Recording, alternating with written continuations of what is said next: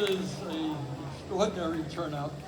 What I would like to do before we get going is, all of you know what's going on in Afghanistan now. We lost 13 brave soldiers, and I wonder if we could have a moment of silence in memory of the sacrifice the members of the military made.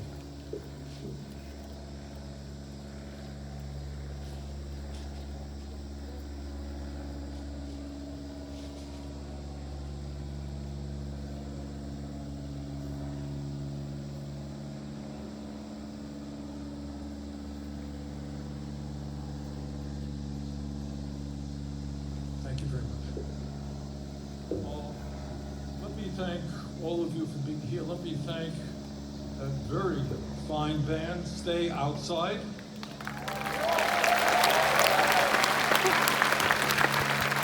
And let me thank City Councilor James Blanco for his introduction. James, thank you very much.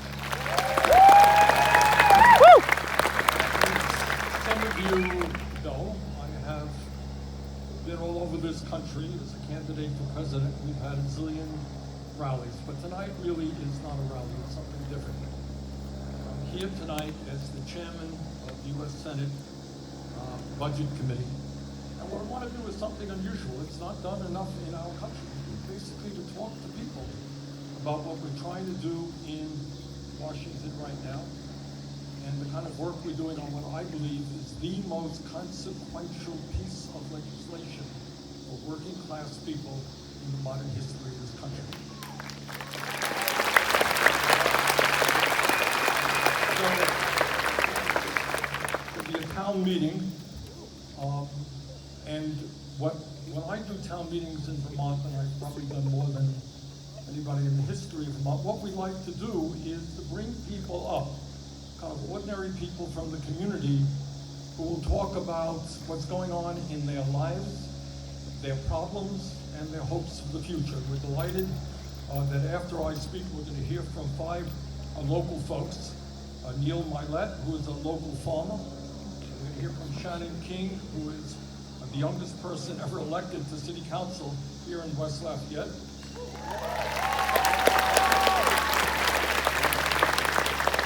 We're going to hear from Cody Kenny, who is a dad and a construction painter from West Lafayette. We're going to hear from Adrian Singleton, he has his own fan club. He's a student studying here at Purdue, and we're going to hear from Mary McCloskey, who is a mom who benefited from the unemployment program that we developed in the rescue plan. So thank you.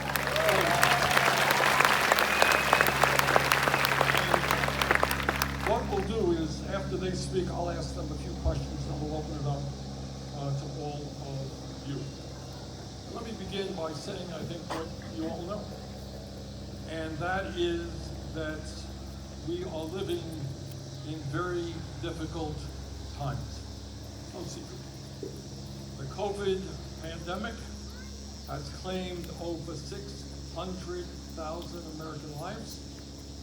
And right now, in hospitals all across this country, the ICUs are filled with people, many of whom have not been vaccinated. If I could say, I would hope that anyone who's watching this program or live stream, anyone, please get vaccinated, not just for yourself, but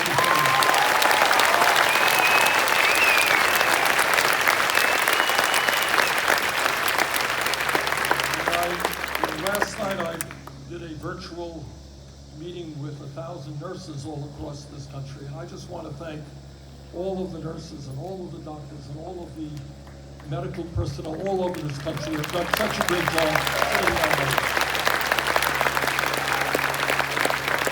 But right now, as a nation and as a world, we're dealing with COVID. It's a terrible, terrible problem.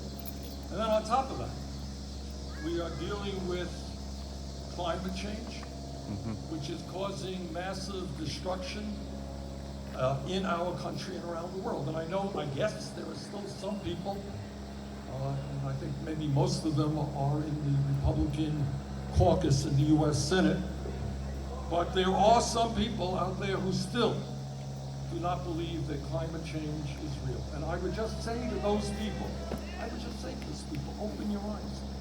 Take a look at what's going on in California right now, what's going on in Oregon right now, what's going on in Siberia. They got a fire in Siberia which is larger than any other fire. That's crazy. The smoke is going over 1,000 miles in Siberia. Greece is on fire. There were massive floods in Germany and Belgium. Italy recently experienced the hottest single day that Europe has ever seen. July was the hottest month ever recorded, and as we speak, here in the United States and all over the world, drought is reducing food production. It's a major, major problem. So you got COVID, we got climate, and then we got Afghanistan that we're dealing with right now. And the good news is, in my view, that after 20 years of war, longest war in our history, after the loss of over 2,400 members of the U.S. military, and after $1 trillion of spending, that war is finally going to come to an end.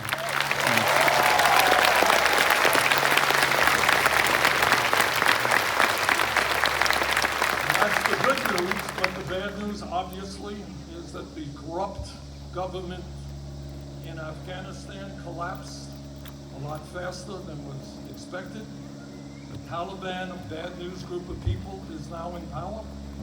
And obviously, we are seeing death and chaos at the airport in Kabul as desperate people try to leave. So you got COVID, you got climate, you've got Afghanistan. You've got a whole lot of other stuff out there. So we have real problems. And what we try to do in this town meeting, in meetings like this, is to not run away from those issues, put them out there on the table and see how we go forward. But what I would say to you is that in the midst of all of these problems, I am here in Indiana this evening, absolutely convinced that if we have the courage and the determination to stand together in the fight for justice, the fight for economic justice, for social justice, for racial justice, and for environmental justice. Woo! And if we do not allow politicians to divide us up based on the color of our skin, or where we were born, or our religion, or our sexual orientation, if we can stand together, I am absolutely convinced that not only can we successfully address the crises that we face, but we can move this country forward in a very different and positive direction. Yes, we can do it.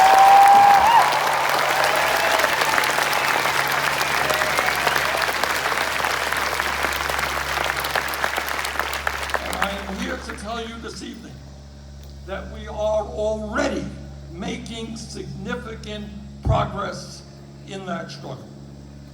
As a result of the American Rescue Plan, our country is now on the way toward a major and rapid recovery from the economic collapse we experienced during the heart of the pandemic.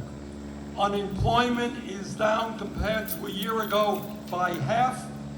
Wages are going up, and we have come a long, long way in ending those long lines that existed in Vermont, I'm sure in Indiana, and all over this country, of desperate people who were waiting for emergency food boxes because they had no money and no way to feed their kids.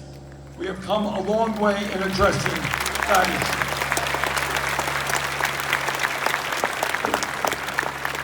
And let me tell you what else we have accomplished. As a result of the direct payments, cash payments that were made to working class families all across this country, and as a result of the $300 per month that working parents are receiving right now, for each of their young children. We have reduced childhood poverty in America by over 50%. Yeah!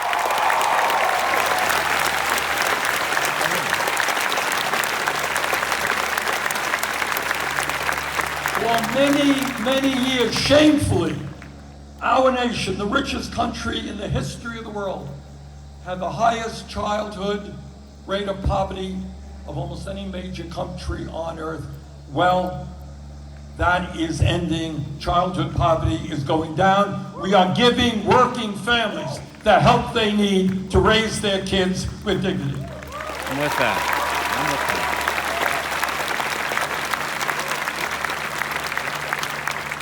So we are making progress, but clearly we still have a long way to go to create an economy that works for all Americans and not just the 1%, not just the billionaire class, and not just wealthy campaign contributors.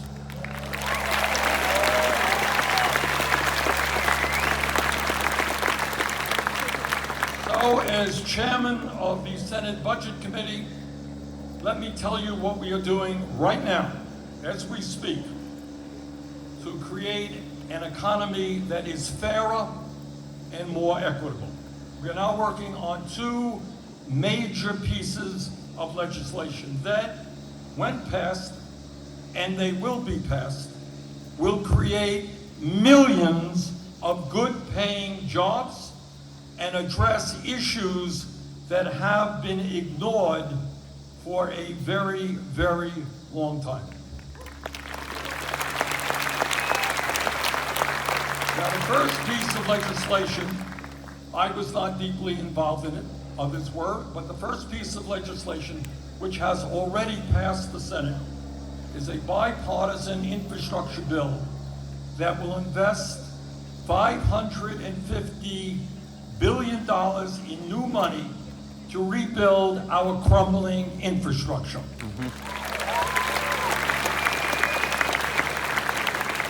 Now, I don't know what's going on in Indiana, but I have no reason to believe that it's any different than Vermont and other states where our roads, Yeah. you're laughing, I guess it is as bad here as elsewhere. Ohio, too. But it's bad all over this country in terms of our roads that are crumbling, our bridges, our water systems. You know, one of the things that amazed me is I've gone all over this country. You may not know it, but there are millions of people who, when they turn on the tap in their kitchen, they cannot drink the water. Do you all know that? I mean, it's really quite unbelievable. So you got water systems that need repair. You got our wastewater plants that need repair. We want to expand broadband. Yeah, that's what's up. Give me some internet, man. A few miles outside of the state capital in Vermont, Montpelier, Vermont. Hard to make an internet connection. Yeah. And that's true all over this country. We're investing in public transportation, et cetera, et cetera. So that bill will do what has been talked about for years. Go back 10 years, 20 years, everybody says, Republicans, Democrats, Independents, everyone says, infrastructure is crumbling, we gotta do something about it. We didn't. This legislation takes us an important step forward in doing that. Now, that bill, and I want to get a little political here, that bill was supported, as some of you know, we have a strange situation now in the Congress, in the Senate where I work. We've got 100 members, 50 of them are in the Democratic caucus, 50 of them are in the Republican caucus. We have the majority because of the Vice President of the United States. So we got a 50-50 split in that infrastructure bill. All 50 members of the Democratic caucus voted for it. 19 Republicans voted for it, which means that 30 of them did not. They voted against it. Now, the second bill that I'm going to chat with you about is a bill that I am heavily involved with. And that is a $3.5 trillion piece of legislation, which in my view is the most consequential bill for working families in the modern history of this country, probably going back to the New Deal, FDR, and the Great Depression. This bill says loudly and clearly that now is the time for Congress to have the courage to stand up to the powerful, big money special interests that have such enormous power with their lobbyists over the economic and political life of our country. And that now is the time for the U.S. Congress to do what has not been done in a very, very long time, and that is stand with the working families of this country, stand with the children and the younger generation, stand with the elderly and the sick and the poor.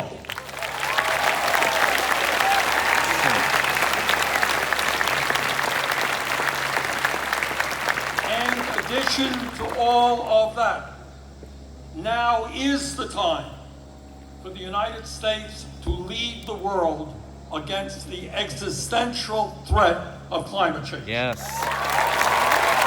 Thank you.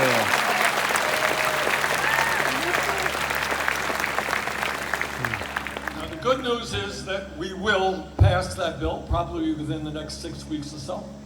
The bad news is that we will not, in all likelihood, get one Republican vote. Not in the Senate, not in the House. That sucks. And I want you all to remember, just a few years ago, all of these Republicans who today are not prepared to stand for the working families of this country, just a few years ago, voted unanimously or virtually unanimously for massive tax breaks for billionaires and the wealthiest families in America. They did. And now when we are trying to expand health care, they voted and almost succeeded. They lost by one vote, late John McCain, to repeal the Affordable Care Act and throw over 30 million Americans off the health care that they had. And today we cannot get one Republican vote for this legislation. Bless McCain for that. So let me say a few words about what is in this bill, why I'm here this evening, and the context in which we write this bill. I don't have to tell any of you that in the United States today, the gap between the very, very rich and everyone else is wider than it has been in the last 100 years. Going back to the Gilded Age, where so few people had so much, and so many working people, lower-income people, had nothing. And in the midst of this trend of the rich becoming richer, while the middle class struggles, we are moving toward an oligarchic form of society. Today, the two richest people in America own more wealth than the bottom 40% of our society. Got that? Yeah. Two people. And these people have so much money, they really don't know what to do with it, and they're spending it on space trips. Catching M&Ms in their mouth. With their money. Today, the top 1% owns more wealth than the bottom 92%. And since 2009 and the Wall Street crash of that period, 45% of all new income goes to the top 1%. Unbelievably, so we're looking at massive income and wealth inequality. And incredibly, just during this pandemic that we're still in, 700 billionaires in our country have become $1.8 trillion wealthier, while at the same time, thousands of essential workers, the people who work in grocery stores, people who work in hospitals, the people who work as bus drivers, as firemen, as cops, whatever, thousands of them have died.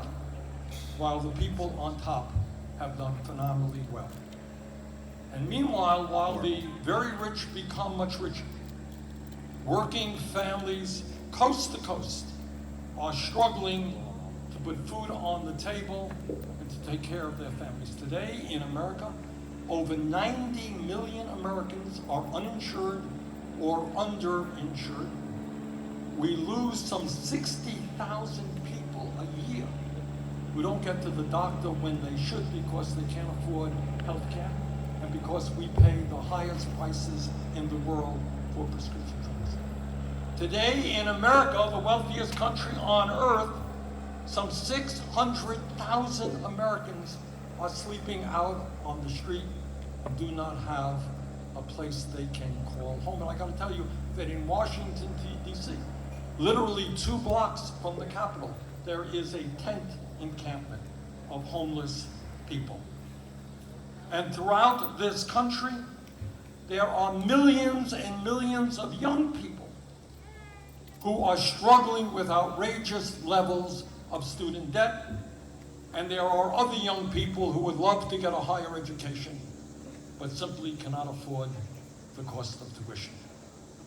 Incredibly, since 1971, we have had, as all of you know, an explosion in technology and an explosion in worker productivity. The average worker today is producing far more than the workers did 50 years ago because of that technology.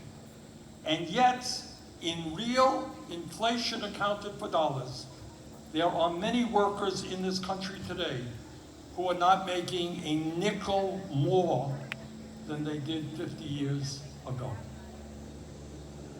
Now, we need to pass the legislation I'm going to describe to you in a moment, because in the wealthiest nation on earth, it is unacceptable that half of our people live paycheck to paycheck.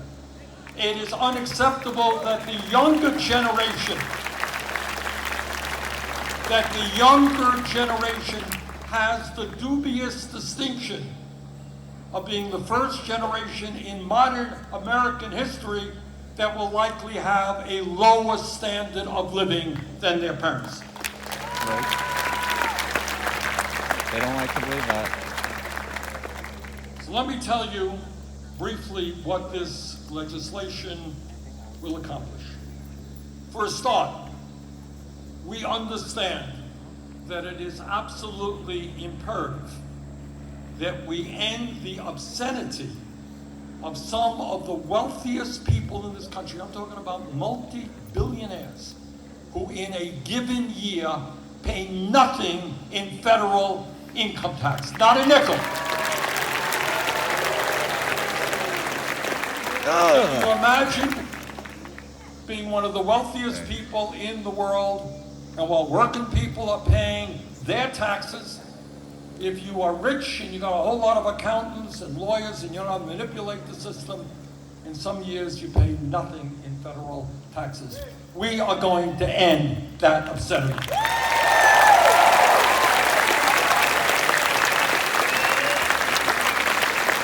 And we are also going to end the obscenity of dozens of major profitable corporations that make billions a year, that stash their profits in the Cayman Islands and tax havens all over the world.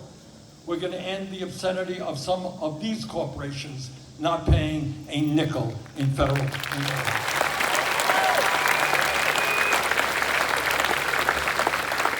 Now, my Republican colleagues are busy telling everybody Bernie Sanders and the Democrats are going to raise taxes. You're right. We're going to raise them on the richest people in this country. Let's get them! Tax that! Tax Bezos! But as President Biden made absolutely clear, under this legislation, no family in America making less than $400,000 a year will pay a nickel more in federal tax. That's what's up.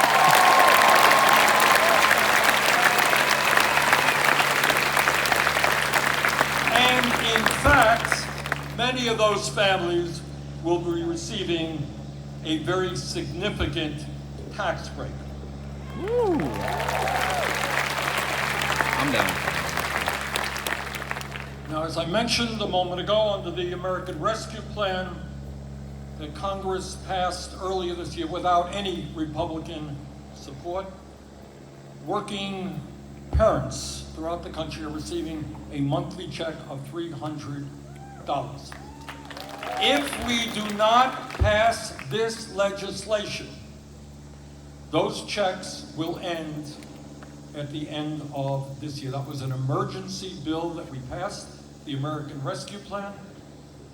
What we are trying to do and will do in this bill is extend those payments for working parents so they can continue to raise their kids with dignity.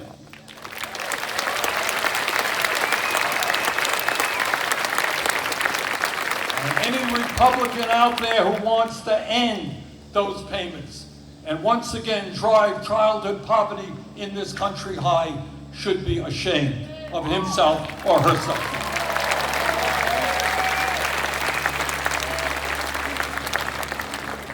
Furthermore, this legislation that we're working on will address the dysfunctionality of our child care system. Do we have any parents out there? All right, good.